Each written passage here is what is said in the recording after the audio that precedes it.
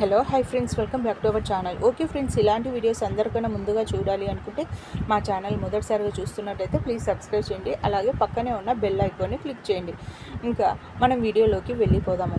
ఇంకా రాధ కొన్ని మల్లెపూలు పట్టుకొని ఇంకా విక్రమ్ కోసం వెతుకుతూ ఉంటుంది. ఇంకా విక్రమ్ ఇంకా బయట కారు దగ్గర నించొని ఉంటాడు. ఇంకా అప్పుడే అక్కడికి వస్తుంది ఇంకా రాధ.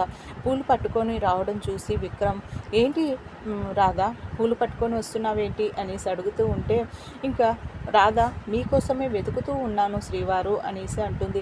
ఏంటి ఆ పిలుపు ఏంటి, ఆ పూలు ఏంటి చేతిలో అనేసి అంటే, ఈ పూల మీకోసమే వెతుకుతున్నాను, ఈ పూలు నా తలలో పెడతారనేసి అంటే, అంటే ఎలా కనిపిస్తున్నాను నేను ఎందుకు పెడతాను, నేను అసలు పెట్టను అనేసి విక్రమ్ అంటాడు. అలా అంటారేంటి, మీరు కాకపోతే ఇంకెవరు పెడతారు, ఇంకా నువ్వే పెట్టుకోవచ్చు కదా అనేసి విక్రమ్ అంటే, నేను పెట్టుకోవడానికా ఇంత ఇక్కడి దాకా వచ్చింది, మిమ్మల్ని వెతుకుతున్నది, నేను పెట్టుకోవాల్సి అనుకుంటే గదిలోనే పెట్టుకునేదాన్ని, ఇక్కడికి ఎందుకు వచ్చాను, మీ చేత పెట్టించుకోవాలనేసే కదా ఇక్కడికి తీసుకువచ్చాను అనేసి అంటుంది ఇంకా రాధ.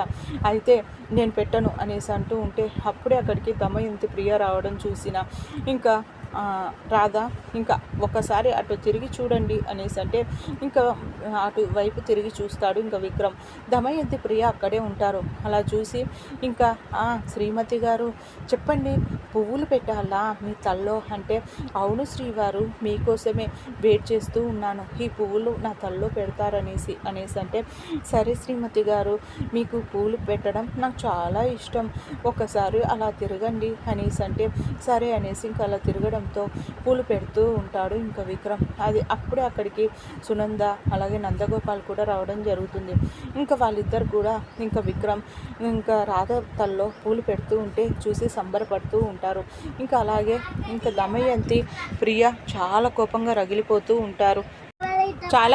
రగిలిపోతున్న దమయంతిని ప్రియ వైపు చూస్తుంది సునంద నందగోపాల్. ఇంకా చూసి, చూడండి అటువైపు చూడండి, మా వదిన గారు అలాగే ప్రియ ముఖంలో చూడండి, అసలు ఎప్పుడు చూసినా ఇంకా మన కొడుకు కోడల మీదనే ఇంకా కోపంతో రగిలిపోతూ ఉంటారు, కళ్ళల్లో అసూయ పోసుకుంటారు.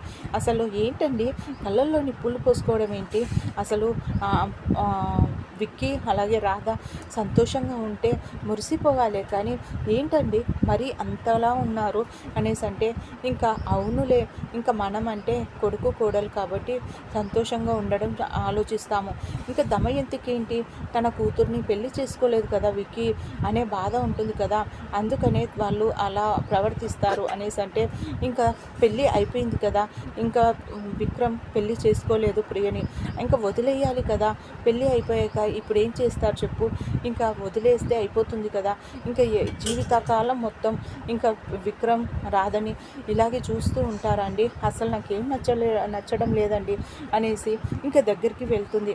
ఇంకా ఏంటి వదిన గారు, ఏంటి మా రాధ విక్రమ్ ఇంకా అలా సంతోషంగా కనిపిస్తూ ఉంటే చాలా ముచ్చటగా ఉంది కదా, ఇంకా విక్రమ్ ఇంకా రాధ తల్లో పూలు పెడుతూ ఉంటే చూడ్డానికి రెండు కళ్ళు సరిపోవడం లేదు కదా, ఏంటి ప్రియ మీ భావాలు చేస్తూ ఉంటే చాలా బాగా అనిపిస్తుంది కదా, అందుకే అలాగే నించొని చూస్తూ ఉన్నారు, కన్నురెప్ప ఆర్పకుండా చూస్తున్నారు, నేను అప్పటి నుండి చూస్తున్నానులే మిమ్మల్ని అనేసి సునంద వెటకారంగా మాట్లాడుతూ ఉంటే, ఇంకా దమయంతి చాలా కోపంగా, ప్రియ కూడా చాలా కోపంగా అక్కడ నుండి వెళ్ళిపోతారు.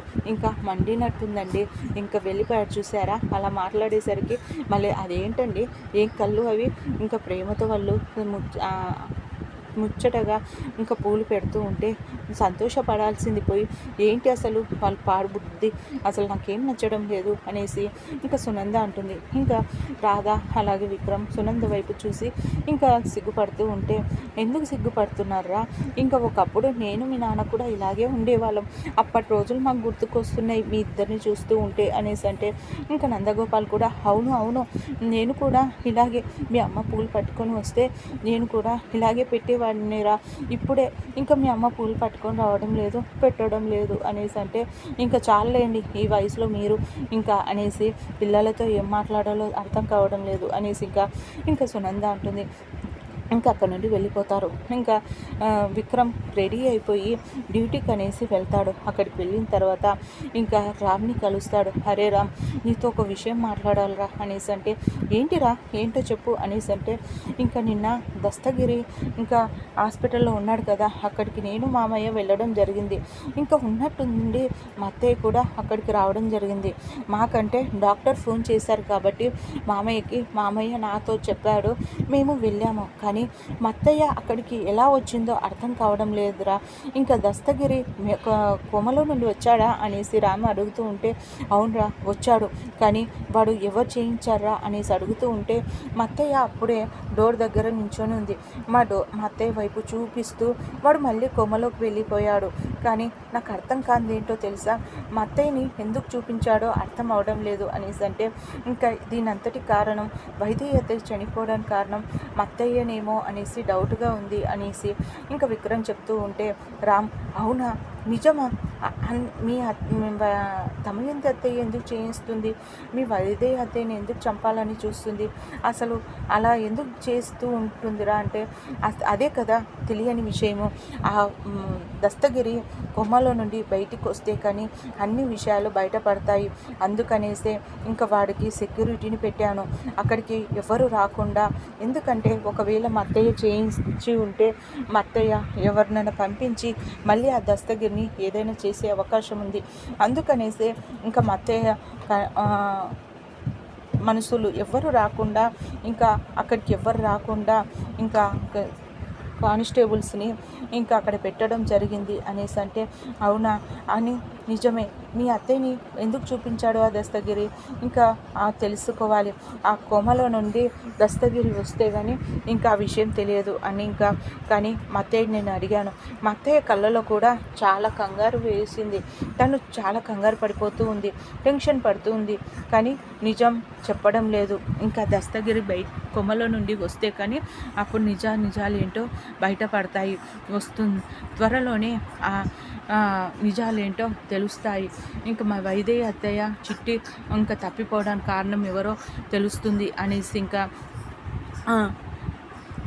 విక్రమ్ ఇంకా రామ్తో అంటూ ఉంటే, ఇంకా రామ్ కూడా షాక్లో ఉండిపోతాడు. ఓకే ఫ్రెండ్స్, మా వీడియో కనుక మీకు నచ్చినట్టయితే ప్లీజ్ సబ్స్క్రైబ్ చేయండి, అలాగే పక్కనే ఉన్న బెల్ ఐకాన్ని క్లిక్ చేయండి. ఇలాంటి వీడియోస్ అందరికన్నా ముందుగా చూడగలుగుతారు. Thank you.